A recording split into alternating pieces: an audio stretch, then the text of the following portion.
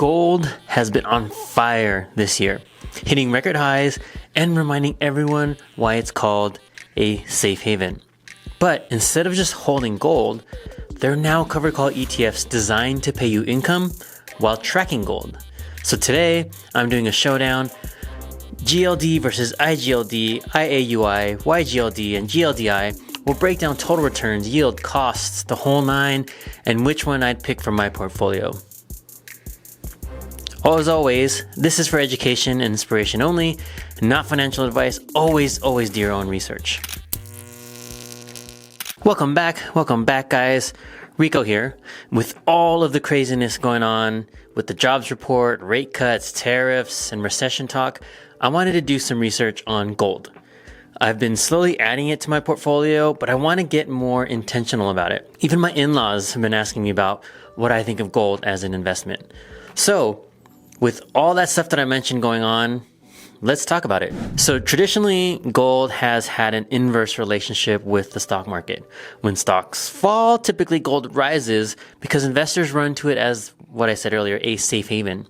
It's a hedge in downturns and is a place to park your money when times are uncertain. But the relationship, it isn't always clean cut. So a weak dollar can often lift both gold and stocks because people don't want inflation to eat into the value of their wealth, right? So you put it into safer assets. In times of high liquidity from central banks or stimulus, this can also fuel both at the same time because people feel like they have money to invest, so they dump into stocks and precious metals. The same can be said about crypto during stimulus also. And if you look back, I hope everybody remembers the bull run of 2021. That's exactly what happened. Stimulate the economy, all the investments go up. And then finally, geopolitical risks like wars, elections, rate cuts, these often push gold higher regardless of what the stock market is doing. So gold isn't always anti-stocks.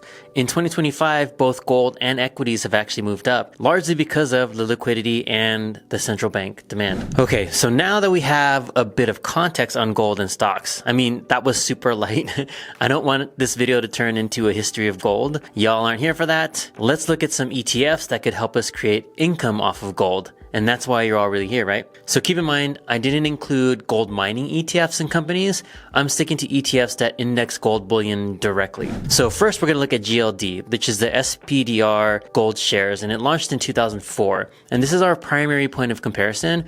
For all intents and purposes, this is the stock market's version of holding pure gold. So the current price as of this recording, September 29, is $352.68 with a year-to-date return of 45%, just over 45%. It doesn't have any distribution. It's pure exposure to gold. And then the expense ratio is 0.4%, which is super low. And this is, like I said, this is the benchmark ETF for gold. No yield, but a pure play if you want gold exposure. Next up is IGLD FT. If someone knows how to say this, Cboe, Vest Gold Target Income ETF. It launched in 2021. I don't know if that's what the company's name is, but yeah, it launched in 2021. The current price is $23.78 of the day of the recording. Total year-to-date return in 2025 so far is 31.9%, and it has a trailing 12-month distribution yield of 16%, and the expense ratio of 0.85%. So this uses options to cap upside and to pay us income. It has a strong yield, but you miss some of gold's monster upsides. And this ETF can be great for income-focused investors and portfolios like mine.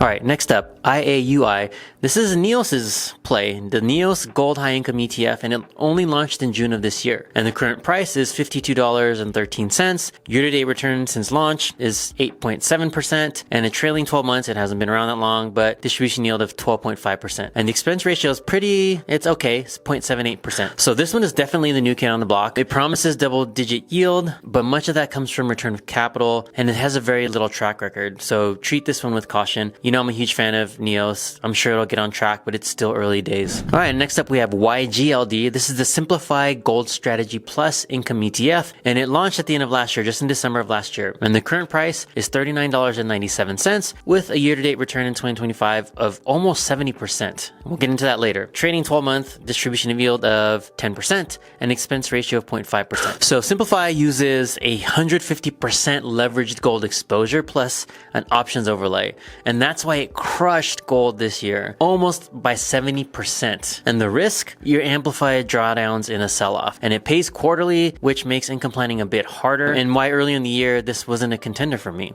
But we'll see. We'll look at the results later. And then finally we have GLDI, which is GLDI. This is the Credit Suisse X-Links Gold Covered Call ETN, which launched in 2013. This is the oldest of the ETFs and ETNs. GLD by SPDR is actually the oldest. So the current price is $168.62. Year-to-date return was 22%, with a trailing 12-month distribution yield of 14.47% and an expense ratio of 0.65. So this is an ETN, not an ETF. So you're taking on UBS credit risk, a high coupon yield, but it consistently lags gold because of the capped upside. Gold for pure cash flow, but less growth. So that's it. Just if you want pure cash flow, GLDI is an option. All right, let's look at everything. I actually put it on in trading view so we can see them all compared together. So looking at these results, YGLD surprised me a ton. I had no idea. It outperformed GLD by so much. So yeah, the total return champ here is YGLD, hands down. And that leverage that they use, that gave it a huge boost. The yield leader is actually IGLD with a 16% distribution yield,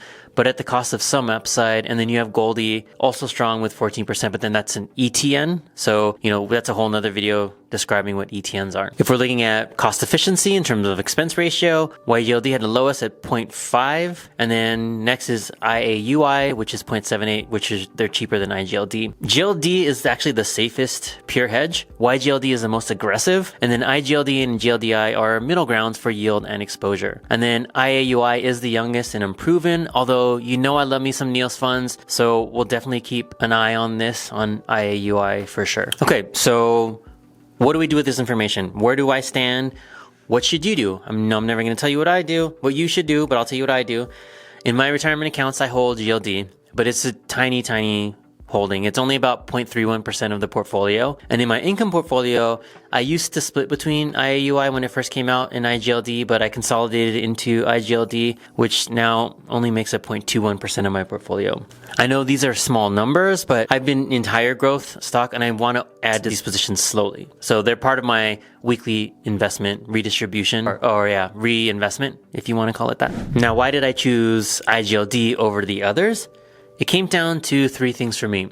So you all know my favorite metric is total return. And at the time I invested, IGLD was delivering strong total returns while still giving me exposure to gold's upside.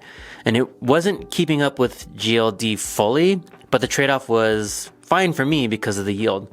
And then that brings me to the second reason, distribution yield. So IGLD's yield was one of the highest of the group, over 16% for the trailing 12 months. And for my income strategy, that was hard to ignore compared to IAUI's 12%, with lots of return of capital baked in, but also not a lot of track record. And actually, IGLD's price performed better than IAUI. And then with GLDI, it did have a 14% yield, but the upside was capped even more. And, I'm not a huge fan of ETNs. And then finally, the frequency and track record. So IGLD pays monthly distributions and has a longer track record, like I mentioned, than IAUI, which only launched in June of this year. So that made IGLD feel more reliable to me.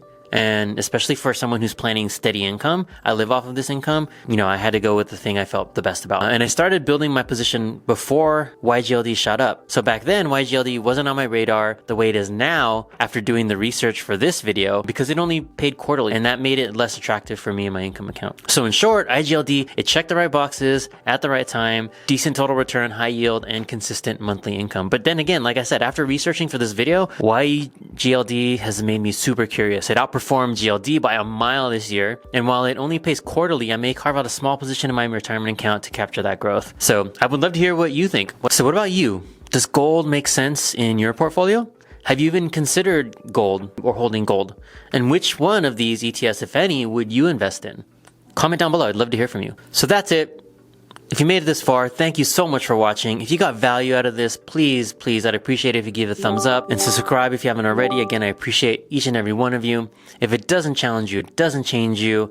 Messy action is better than no action. Take care and I'll see you next time. Boom.